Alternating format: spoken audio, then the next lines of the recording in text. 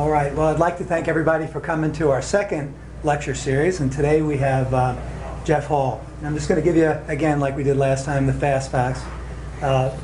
What I'd like to also show you is Jeff made the cover of Polo magazine in 2007. It says Hall reaches for 10 goals, and I'll pass them out.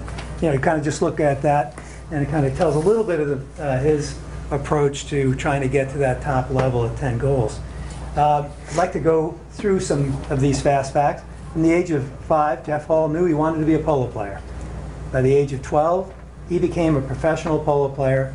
Today, he currently holds an 8-goal handicap rating. Jeff has played in every major tournament in the U.S. and Argentina, including the Argentine Open. He's the winner of the 2010 Joe Barry Memorial Cup with Zacara, winner of the 2009 Pacific Coast Open with Grants Farms, received the 2009 Robert Skeen MVP of the Season Award.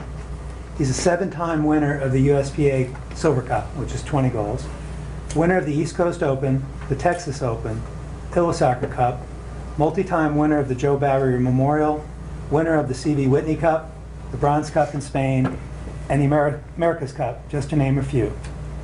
So also, though, what it doesn't say here, he also won the U.S. Open in 2003. Yeah. And I happened to be director of polo at that time at Royal Palm Polo, so I got to watch all of Jeff's games, and he had a truly terrific game, and hopefully he'll talk about that.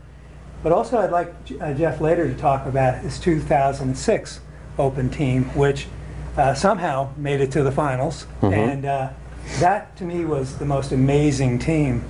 For some reason, for me, watching that team get there, and you had some pony things at the issues at the end. So I'll leave that to you. One other point that I'd like to bring up too here is that Jeff was also in 2005 in People magazine was listed as one of the 50th hottest bachelors. Now I know he's married now and all that's behind him, but that is a little something that I would like to have everybody know. That haunts me? Is that what you're trying to tell me? And obviously you just had a baby boy, Luke, right? Yep. So last week. So that's all beyond him, but that's part of the show. So without further ado, Jeff. Thank you. Well, thanks for coming tonight. Yeah, it's kind of funny to look at all these. You kind of forget everything that you've done, because you're always concentrating on today and what, tomorrow. But basically, that sounds all about right. I've always wanted to be a polo player. Always, really 4, 5, as long as I can remember. Started playing, competitively at like 8, 9, and when I was 12, I really wanted to play polo. It was all I thought about, all I did. And my dad decided to send me to Argentina. And for me, I think that was like the biggest change in my career. I went to, I was 12 and I was here and I was playing 8-goal and 12-goal. But I never really got a chance. And it's funny, I went to Argentina and that's kind of where I got my chance to play in high goal in the U.S.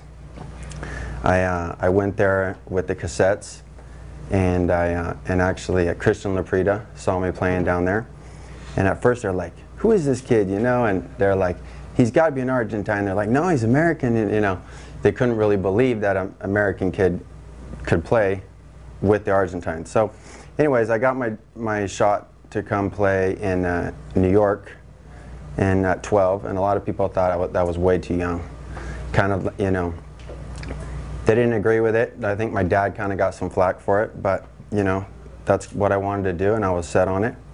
So went and played with Revlon when I was 12, Mickey Tarnopol, Christian Laprida, and Esteban Pinello. And I think maybe a year or two with them, and then I played with Isla Carroll, and then White Birch, and then kind of the rest is history, And then I'm 31 now, 8 goals. And I'm still, reaching to try to get to 10. It's very difficult. I'd say from here on out, it's all horses, picking the right teams, and and keeping the horses underneath you. That's kind of the hardest part about this game. But I don't know. You guys have any questions right now or no? Wes, go ahead. How many goals were you at 13? I really don't know, to be honest with you. I'd say, I think I was 1 or 2, maybe 1. But you know, you kind of, you know, when you're 1 goal and you're 2 goals, you kind of, for me at least, you know, you play and then you reach a point and you kind of have to reorganize everything, and you have to get horses, and then you have to up your string, and then to get from 3 to 5, you know, that's a different hurdle. And then to get from 5 to 7, that's another hurdle. And then 7, and then once you get to about 7 goals, every goal, you know, and handicap is a huge jump, you know.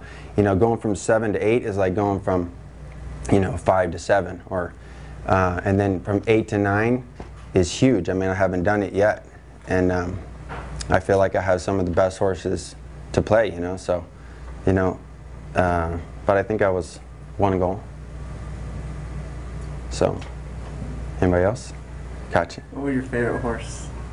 My favorite horse was a horse named Maple Leaf, and my dad gave me that horse when she was about 3 or 4, and I played her all the way till she was about 18, and I don't own her anymore. I sold her to Lyndon as a broodmare, and I have a couple babies from her, but for me she was, you know, the best horse by far. Weirdly, I never won a best playing pony on her, and I don't know why that is, but you know, always like in the 2003 US Open, another mare won at Hera, which was a really nice mare, but I don't think, looking back at that game and watching the videos, I'm like, why didn't Maple Leaf get it? But you know, who knows? You know, maybe there was a run or a play that somebody saw. But for me, she was the best horse that I've ever played.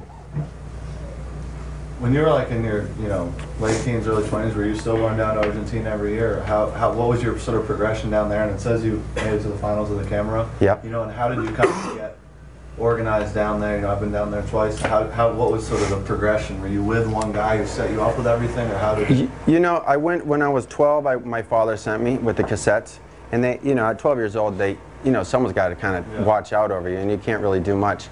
But I think I went with them from about 12 to 15. Yeah. And that's And then, every year you went down.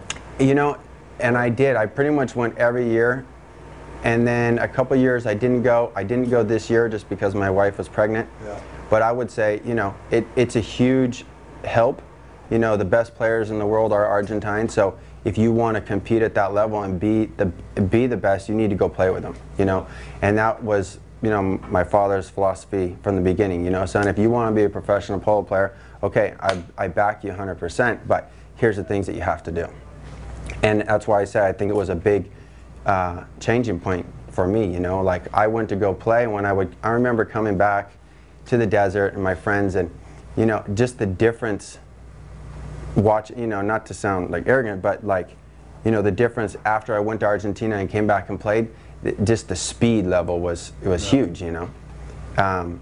So even now, today, I try to go back every year. Like next year, I'm already planning now to make sure that I go, you know. And so when you sort of started buying horses down there and stuff, were you with one person, or were you sort of totally on your own, setting up your own stuff? No, when I started going down and playing the Camera, I played with Pancho Bensadone and Javier Tenoida. And I'm good friends with Pancho, and I became really good friends with Javier. And Argentina is very cliquey, you know. Yeah. So, you know, if you go down and you're with the Hagies, depends on which family of the Hagies you go with, you know, that's the kind of people you hang out with. Yeah. So I was with, you know, Javier and Pancho, and we kind of did our own thing. And they helped me out a lot, you know. You gotta create that connection with someone down there, you know. Find someone that you like, that you can trust, go down and just, you know, do whatever you can do. I was fortunate that my dad was able to help me a lot at that time, and help me buy horses and do all that. And it was a huge help.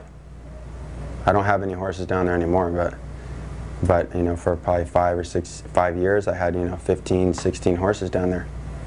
But it was a big help. Anybody else? Ty. Go, Christina. I mean, you're talking about how the horses are going to get you from, you know, 8 to 10. What's sort of your programming, and how are you planning the horse aspect of it to get there? Well, one thing is, I will not sell, top 6, 7 horses, will not. I did that a couple years ago. I sold a couple horses, and I think it definitely, I don't know if it hurt me so much as, I don't think it hurt me so much as hurt my string, but for some reason, like, word of mouth gets around, and you know how polo is, and someone says, oh, Jeff, sold 2 of his best horses. I mean, they really don't understand, what you have in the works and down the line, but that doesn't help you. So one, I won't sell any more top horses. I'm breeding a lot, which is kind of for the future, It's just starting to come around now. I'm starting to see it, but it's a long process. But saving money to buy the horses that I need today, which cost a lot of money. So, and not trying to make a mistake when I buy that one, because there's no going back, Go ahead. So to stay to move forward, what do you do during the week? What do you do on a daily basis? Do you go out and stick a ball every day? Do you go out and do you play 2 practices a day, or what are your goals? Now, I mean, pretty much I get up 7 o'clock. I go to the barn every single morning, hang out there. If I don't have anything to do in the day, I'm at the barn. So it's like, it's not like if I don't have anything to do, I stay at the house. If there's nothing to do, I'm at the barn. I'm sure that'll change now with my new son, but I'm at the barn every morning. I work out. In the beginning of the season, I was working out 5 days a week. Now I only work out about 3 days a week, 2 days a week. Go to the barn, check the horses, hang out, be there with the guys. Maybe not necessarily do anything, but as long as you're there and you're understanding what's going on, and hey, this horse is hurt a little bit on this leg, or this one didn't eat this morning. So being at the barn, try to ride every day, stick and ball, at least one horse. Now during the season, everything, you have your practices organized, so you kind of, everything's laid out for you. But, I like to ride every single day if I can, Yeah, for sure. Cool. Well, can we talk about your horses breeding and buying, and yeah, what you prefer, and how you've done with a stud and group? Well, I mean, I got my stallion from your family, and I play him, and he's a good horse. I wouldn't say he's my best horse. Stallions are difficult, they're just kind of difficult in the way of they always getting in trouble at the barn, so there's always something wrong with them. And they're not as agile as the mares. He's a really good horse, and I consider him in my top 10. But I wouldn't consider him my best. But I didn't buy him just for that. I bought him for breeding, and the breeding thing is a good thing. I mean, it's good for me. I'm not recommending it for any of you guys to go start breeding, because it's super expensive. It's it's a project 5, 6, 7 years out. The person that is probably going to benefit the most from my breeding is my boy Luke, if he decides he wants to play polo. But. So I'm breeding probably 8 to 10 horses a year, but I'm considering it now more like my hobby, and if something great comes from that, great, But to stay where I need to be now and to progress and go forward, I need to buy probably 2 really top horses a year, which, is tough to do if you're not being hired, So the other point of that is, you have to play well, and you have to do the things right, so you can keep the jobs coming in, so you can keep that money coming in, so you're able to go buy those horses. And even if you can find those horses, because they're very hard to find, because everybody's searching for the same thing, So. What would you say, how you compete as an American compared to how the Argentines bring their, say, 2 goalers and basically the younger guys to come and play over here? For me or for you guys? Both. Okay, well, for me, I think everybody, you just kind of have to work on worry about the things you can control, and work on those, you know. You're not going to be able to change, you know, this guy or that guy or how well he plays. You just need to play the best you can play, you know. So prepare yourself and do everything possible you can possibly do to be ready and play the best you can, you know. I mean, let's face it, Argentina has, I mean, they are the superpower of polo, and they always will be. I mean, there's no change in that. So that's why I'm saying, if you to compete with them, the best thing you can do is go down there, get it. If you can get a chance, go down there and play with them. You know, learn from them. Keep that alliance with them, and be, you know, be friends with all those guys and learn from them. And you know, they're not like, you know, at the same time, they're not human. You know what I'm saying? They're not like so different than you guys that you can't compete with them, because you can, you know. But what exactly is it, I mean, in your opinion, that they have that, you know, we're missing? You know, when we go there, what's that integral piece that? I think the biggest difference between in Argentina and here is, you know, if you go to Argentina, the kids there, they're constantly, that's all they think about is polo. That's it. I mean, they're in the barns, they're working, that's all they think about. You know, here there's other things to do, and there's other influences, and there's other things you can do, you know. There it's kind of limited, you know. You either play soccer, you play polo, or you play rugby, you know. And there's just that many more kids down there, so there's that many more to choose from. I mean, don't get me wrong, you go down to Argentina and there's a lot of kids that are terrible too, but you never see them and you never hear about them, right? Because why are they going to bring them all the way here, you know? So, but I think, you know, it's a cultural thing. But just going back, that's what I'm saying. If, you know, it's something you want to do, you really just need to focus all of your energy on it, you know? Pick, okay, this is what I want to do, this is the way I want to go in my life, like I did at 5, 6, you know. I said, that's it. I'm going to be a polo player, a professional polo player, and I want to be 10 goals. So that's all I did. You know, I just focused on that. Hope that answered your question, you know. And then for me, Kachi, you know, same thing, you know. There's constantly, you know, and they're constantly bringing new guys here, even at my rating. And, you know, you just got to go play, you know, do the best you can do. And, you know, you just kind of go and see, you know. A lot of them lack a lot of organization here. But, I don't know, you know. You just got to kind of, you know, you just got to go out there and play harder than them and do what you can do, you know. That's all you can do. Right. You know, worry about the things you can control. So, any more? Ty? Matt? Can I ask you a question? Yeah.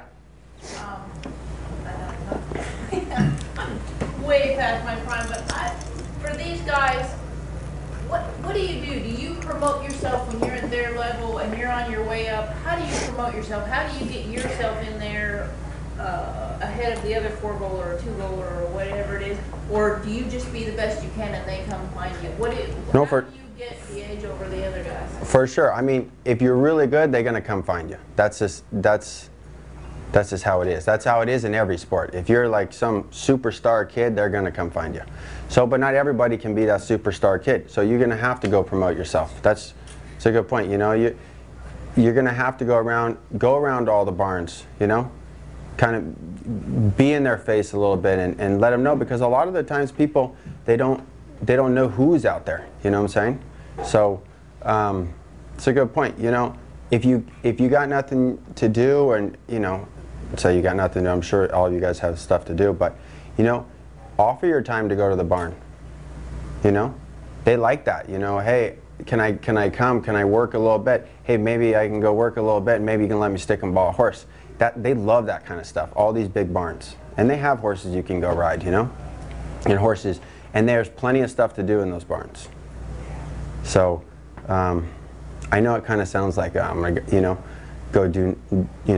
go work in the barn, but that's kind of what, you know, I did, you know. I worked at Isla Carroll with Sugar for for a couple years, you know.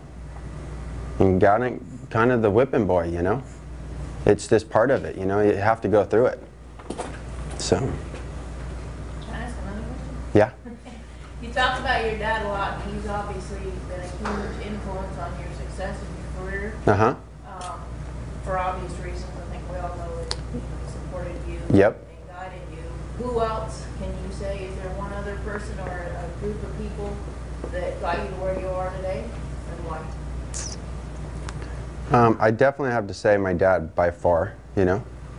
Polo's kind of been a family thing. My stepmom plays, my older brother plays, my father, and obviously my little brother doesn't play. But Haley, I don't know, you know, a lot of people have helped me out along the way.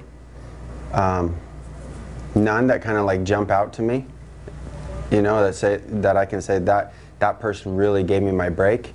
But a lot of people, you know, little things, little breaks here. I got, you know, people who hired me to play on the team, you know.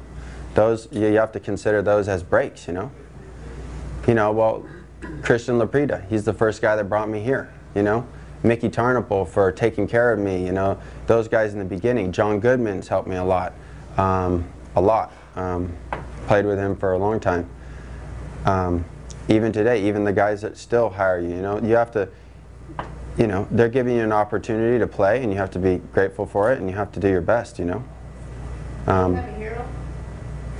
I don't have a hero, but you know, I don't have one person that I idolized ever, but I always looked at all the top players and liked certain things that they did, you know. You know, this one does this that I like, or that one rides better, or this one's amazing going forward, or this guy's super good on defense. And I never, that's funny, I never like looked at one guy and said, I want to be like him. Never. I always just kind of looked around, watched everybody play, and took what I liked out of each player. Because why do you want to idolize one person if you're always trying to be better than that person? You know, you gotta, you know, you don't want to be the same as him, you know. Although if you could be the same as Cambiasso, it'd be pretty good. You know? But someone, I don't know. You, Matt? Anybody you just hated playing against?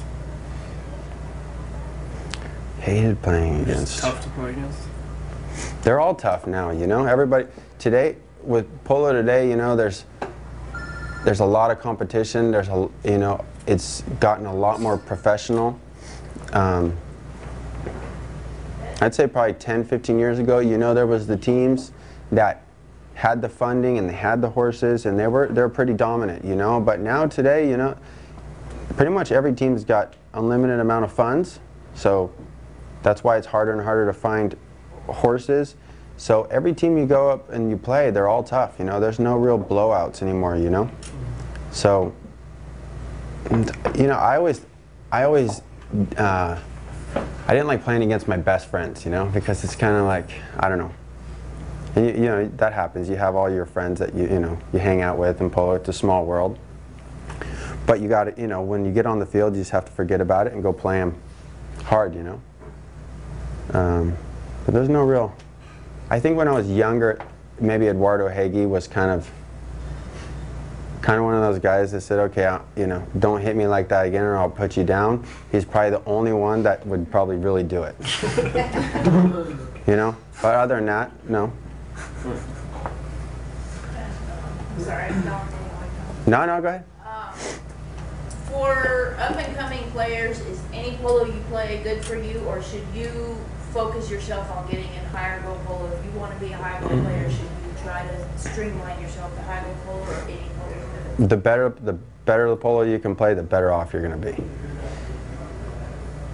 You know, to a point, and then it's not a bad idea to go play lower goal polo where you have to control the ball and dominate and hold the men and where you have more ball time, you know, because in the higher stuff, you're going to be more a man, a battering ram, go take out this guy. You know that, Katsi. And which is good, and you learn and you get exposure by playing higher goal polo, and it's good to play that. But then there comes a time where it's not a bad idea to go play 12, 14 goal you know, because you're going to get the ball more, you're more involved with the game, and then try to get out of it as fast as you can, you know.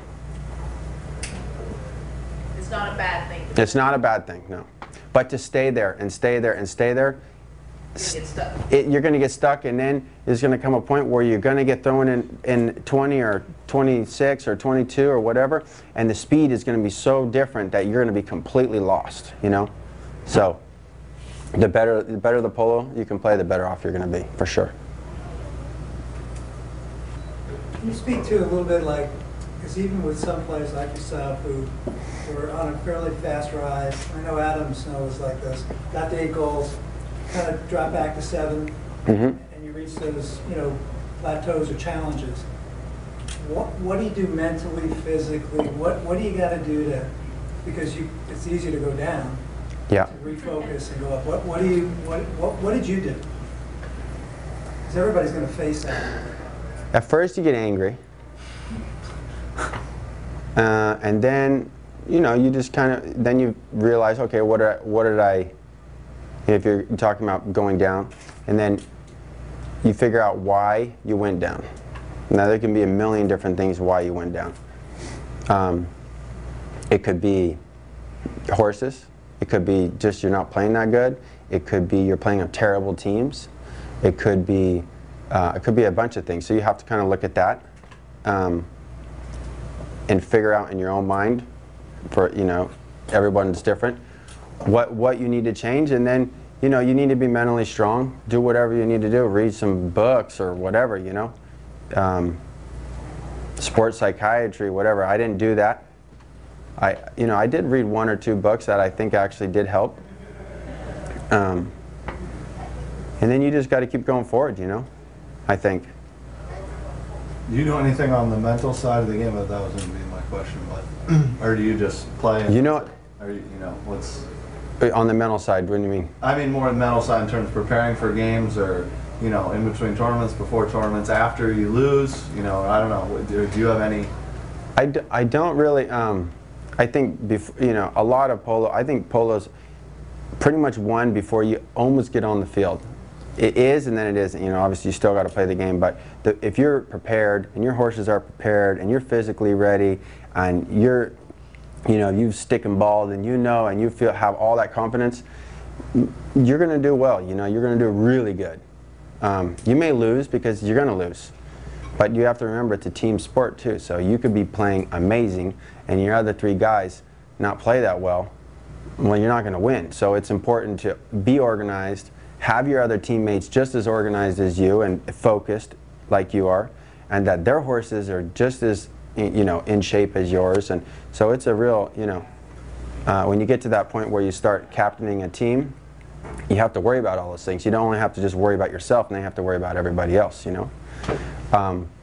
But I don't really, I mean, mentally prepare, I don't, you know, I just kind of go play the game. I've been doing it so long, it's kind of natural to me. I did read a couple books that I thought were pretty helpful. One was called The Mind Gym. You know, you can check it out. You like it.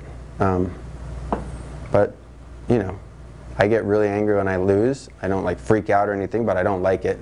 No one likes it, you know. And you just kind of look, you know, watch the tapes, do whatever, you know, see where you went wrong or what you can improve on, and go to the next one. Any more questions? Yeah? How important do you think it is for like us right now to have grooms? 0 important.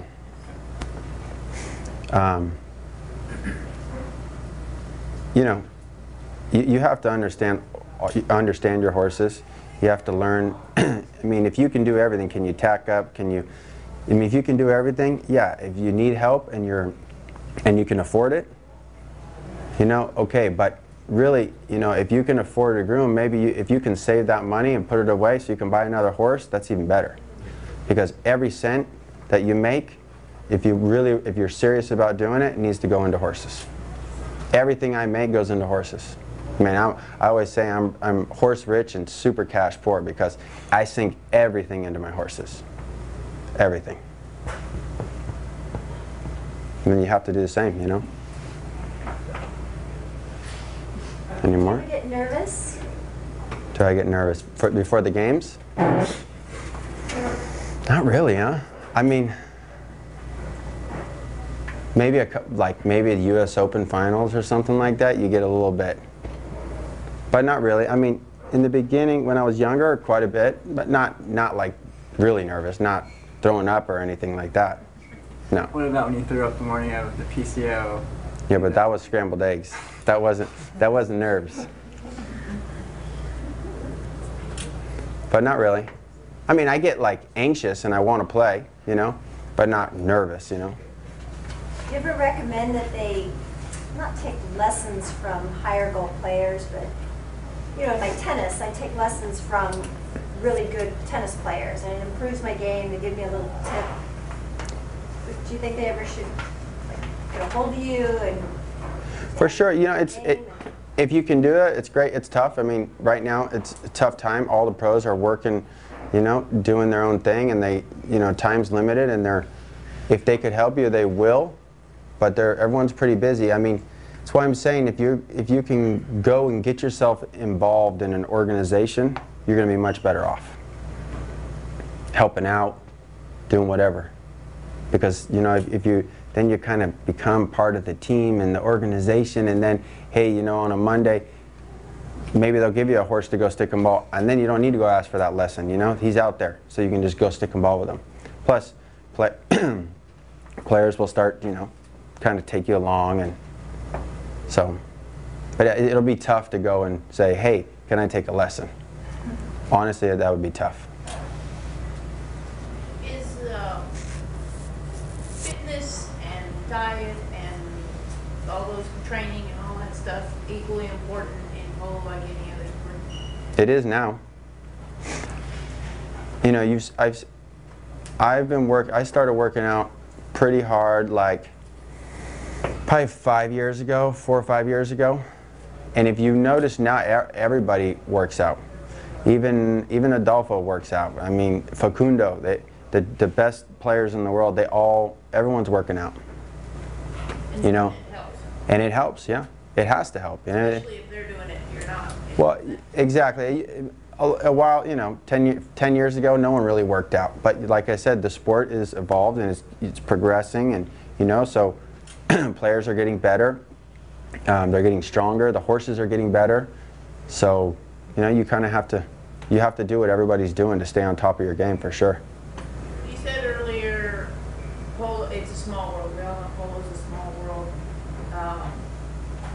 How much does that affect you? You know, polo is one of those few worlds where you're social and your colleagues and your friends are all in the same group. How much does that affect you?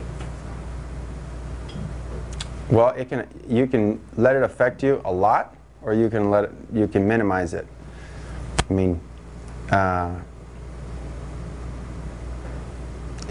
you know, people are always going to judge you. What's the best way to manage it, I guess I should say? Do good, you know. You know, I don't manage it now. You know, I do what I need to do. I go, say my hays, you know. I don't get overly social, and you know, and then I go home and I focus more on the polo aspect of it. You know, the barn, go home, I stay at the barn, I go to the barn, the horses, you know, and I kind of just channel all my energy that way, you know. Worry about the stuff again that I can control. You know, that's the only thing you can do. If you're out there acting like an idiot in front of everybody, everyone's going to talk about you look like an idiot, and it's not going to help you, you know. That's for sure. That's what I'm saying. It's a small world. If you're, you know, hanging out here after the polo club at IPC and you're drinking and hanging out and you shouldn't be drinking and acting like a fool, it's not going to help you. You know what I'm saying? So make your appearances, you know, and then go on about your business and focus on tomorrow on what you need to do to get better, you know. Be at the barn, and so. This might seem like a simple question, but how do you describe yourself as a player? Just. How do I describe myself as a player? I think tough, aggressive, probably. Well-mounted. pretty versatile. You know, I can play in the front of the game, I can play in the back of the game, I can play in the middle of the game. Right now I feel like I'm probably playing the best polo that I've ever played, and I feel like my horses are probably, no, not probably, they are better than when I won the US Open in 2003, and that's when when I felt like I was the best, you know, superbly mounted. So I'm finally back to that stage where I feel like my horses are there, and you got to have that confidence, you know. But yeah, you know, I think people think I'm probably a rough player, maybe more so when I was younger. I'm not so rough anymore, you know.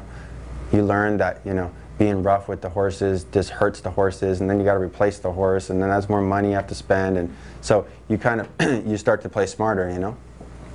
It's not you're not out there playing football, you know, you're playing polo, so you don't need to smash the guy or hit the guy any harder than you need to, you know. You just have to move him and then make the play.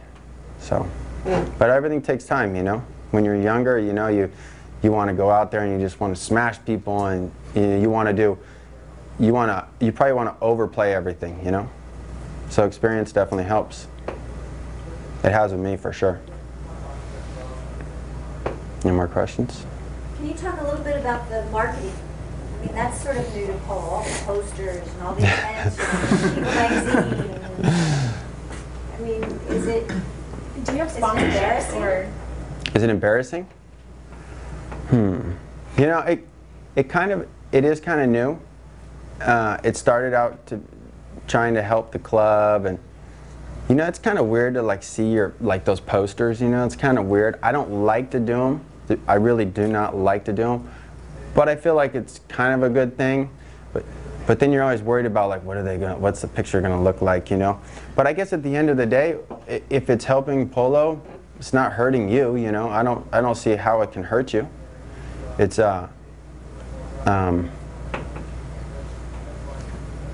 you know, maybe pick and choose what you want to do. Don't do everything. A lot, you know, they ask you to do a lot of different people ask you to do different things. You know, for IPC, I have no problem doing anything because I think it promotes polo, and this is obviously the best polo club in the country, if not maybe the world. So. Polo Association brand. Yep. Yeah, USPA. There. That's right. Yeah, it's a good brand, and I have no, you know, and they do good things. So. But sponsorship, you're asking me. I mean, basically, you get sponsored by your sponsors, and a lot of. Have anything specific like Nick Roldan has Piaget? You know, I do have a couple things, but you know what happens a lot? Some of the sponsors I've in the past, not the one I'm playing for right now, but in the past, they kind of don't like it, huh? They don't like you to wear those things, and I've been asked not to wear them by numerous sponsors. Like, hey man, can you not wear that? Some sponsors are different, you know. Depends on what they do, you know. So yeah, you can get, but you know, typically those people who they don't make such a significant impact for you that you need to wear them. You know, if your main sponsor, the one that puts you on the field to play, that's number one, and you got to take care of that person. So it's not a problem. Any more? Team USPA program. If you had to do one or two suggestions to give these guys more opportunities from the program side, what would you suggest?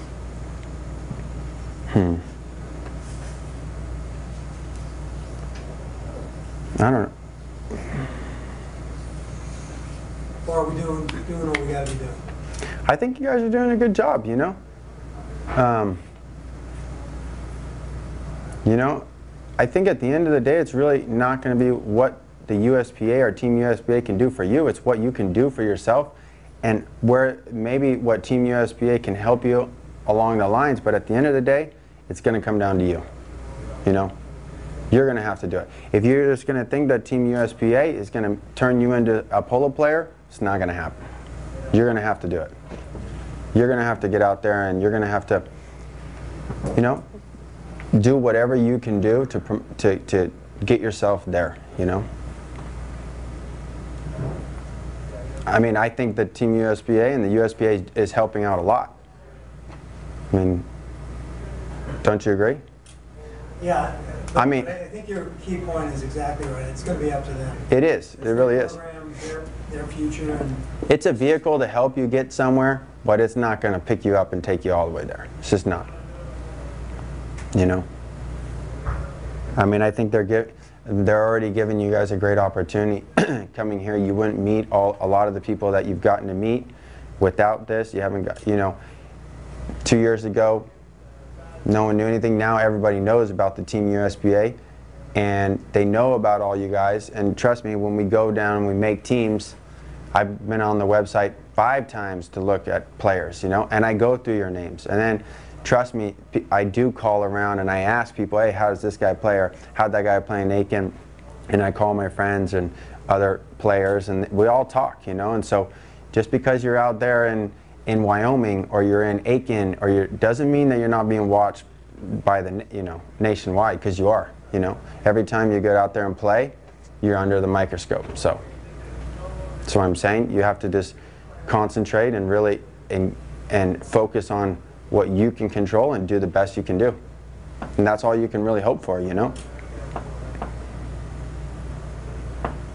Any more? Pedro? You don't, no questions? Not right now, No? All right. No more questions? okay. Think we're good? Thank you, Jeff. Thank No you. worries. Congrats on your baby. Thank you so much.